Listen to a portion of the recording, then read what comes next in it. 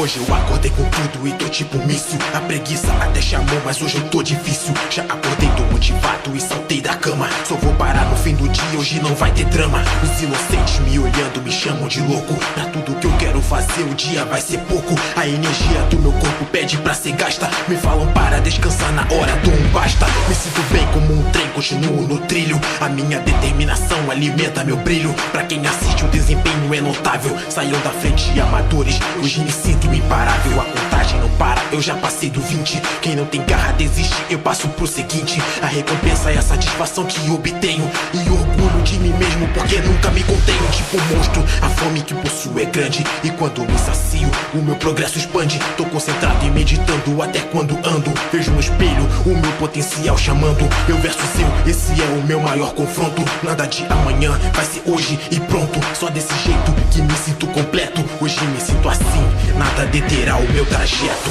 Eu acordo cedo, tô focado, calmo e vou concentrado para um novo dia. O meu treinamento vai me fazer melhor que sou. Como no ditado, quem plantou colheu. Acordo cedo, tô focado, calmo e vou concentrado para um novo dia. O meu treinamento vai me fazer melhor que sou. Como no ditado, quem plantou. É sobre insistir, sobre não desistir.